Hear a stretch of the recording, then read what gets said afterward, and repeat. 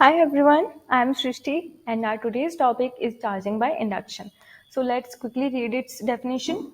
Induction charging is a charging method that charges an object without actually touching the object to any other charged object. In a simple manner, we can say that in induction charging, we are charging an uncharged body without touching. मतलब जो charge होगा वो induce होगा. सो इसमें mainly दो की points होते हैं. First one is without touching, मतलब ये जो पूरी प्रोसेस होगी ये विदाउट टचिंग होगी. And the second one is opposite charge, मतलब इसमें जो चार्ज इंड्यूस होगा वो ऑपोजिट होगा.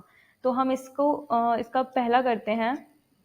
फर्स्ट पॉइंट इसका हम पॉजिटिव चार्ज को इंड्यूस करने के लिए करेंगे.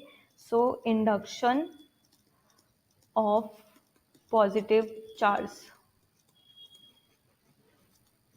मान लीजिए ये आपके पास कोई न्यूट्रल बॉडी है. न्यूट्रल बॉडी को आप क्या कह सकते हैं? और कुछ इसको हम अनचार्ज बॉडी भी कह सकते हैं.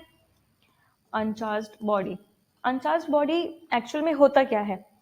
It means in this body number of positive charges and number of negative charges are in equal manner, so they will cancel out each other. अब हम क्या करते हैं कि इस बॉडी के पास में एक नेगेटिवली चार्ज किसी रॉड को लेकर आते हैं. ये हमारे पास कोई नेगेटिव चार्ज की रॉड है. इसको ये नेगेटिव चार्ज क्या करता है? Negative charge attracts positive charge, right? So ये इसकी राइट सरफेस पर पॉजिटिव चार्ज डेवलप हो जाएगा and negative charge repels negative charge. तो यहाँ इसकी लेफ्ट सरफेस पर नेगेटिव चार्ज डेवलप हो जाएगा. इसमें हम करेंगे अब अर्थिंग. अर्थिंग का प्रोसेस क्या होती है बच्चों? अर्थिंग की प्रोसेस में जो जितने भी अनबाउंडेड चार्ज होते हैं ना वो अर्थ में चले जाते हैं. यहाँ पर अनबाउंडेड चार्ज क्या है एंड बाउंडेड चार्ज क्या है? ये पॉजिटिव चार्जेस नेगेटिव चार्जेस के साथ एक फोर्स में है, फोर्स में बाउंडेड है. इन दोनों के बीच में एक फोर्स लगा हुआ है. लेकिन ये जो नेगेटिव चार्जेस हैं इनमें कोई बाउंडेशन नहीं है, ये अनबाउंडेड है. सो नेगेटिव चार्ज अर्थ में चले जाएंगे और हमारे पास यहाँ पर सिर्फ पॉजिटिव चार्ज बचेंगे. ओके, एंड ये हमारे पास नेगेटिवली चार्ज रॉड थी. अब जब हम इस रॉड को भी हटा देंगे यहाँ पर, तो ये जो पॉजिटिव चार्ज थे जो कि राइट हैंड वाली सरफेस पर डेवलप हो गए थे क्योंकि इन दोनों के बीच में फोर्स लग रहा था, इस रॉड को हटाने के बाद इस पूरी सरफेस में डिस्ट्रीब्यूट हो जाएंगे. कंक्लूजन क्या निकला? हमने स्टार्टिंग में ली थी एक अनचार्ज बॉडी और हमारे पास अब है क्या? एक बॉडी जिसमें पॉजिटिव चार्ज इक्वली डिस्ट्रीब्यूट हुआ पड़ा है. तो इसमें क्या हुआ? इसमें इंडक्शन हुआ है पॉजिटिव चार्जेस का. अब आप कहोगे मैडम आपने पॉजिटिव चार्जेस का इंडक्शन तो करा दिया, अब नेगेटिव चार्जेस का इंडक्शन तो कराइए. तो अब हम दूसरा पॉइंट करते हैं, इंडक्शन ऑफ नेगेटिव चार्ज.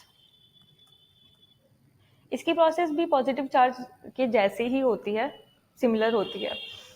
मान लीजिए ये न्यूट्रल बॉडी है, इसमें पॉजिटिव चार्जेस और नेगेटिव चार्जेस इक्वल मात्रा में हैं and they will cancel out each other. मान लीजिए इसके पास हम एक पॉजिटिव चार्ज रॉड लेकर जाते हैं. Positive charge attracts negative charge and positive charge repels positive charge. तो पॉजिटिव चार्ज से अट्रैक्ट होकर नेगेटिव चार्ज इसकी राइट हैंड वाली सरफेस पर डेवलप हो जाएंगे एंड पॉजिटिव चार्ज से रिपेल होकर पॉजिटिव चार्ज इसकी लेफ्ट हैंड वाली सरफेस पर डेवलप हो जाएंगे. वही सेम प्रोसेस जब इसमें अर्थिंग करेंगे तो इसमें जितने भी अनबाउंडेड चार्ज होंगे वो अर्थ में चले जाएंगे. यहाँ पर अनबाउंडेड चार्ज पॉजिटिव चार्जेस हैं क्योंकि नेगेटिव और पॉजिटिव के बीच में तो अट्रैक्शन है, इनके बीच में तो फोर्स लग रहा है. लेकिन ये जो पॉजिटिव चार्ज हैं ये अनबाउंडेड हैं. हमारे पास बचेगा क्या? और only negative charge. Sorry, okay. तो अब जब हम इसकी अर्थिंग भी हटा देंगे तो हमारे पास यहाँ पर सिर्फ पॉजिटिव चार्ज बचेंगे, सॉरी नेगेटिव चार्ज बचेंगे. जब हम इस रॉड को भी इससे दूर ले जाएंगे तो ये जो अट्रैक्शन की वजह से नेगेटिव चार्ज इसकी राइट हैंड साइड सरफेस पर जमा हो गए हैं या फिर डेवलप हो गए हैं, वो इसकी पूरी बॉडी में डिस्ट्रीब्यूट हो जाएंगे.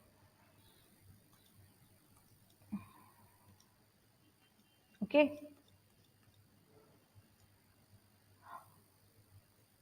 so this is induction of charging.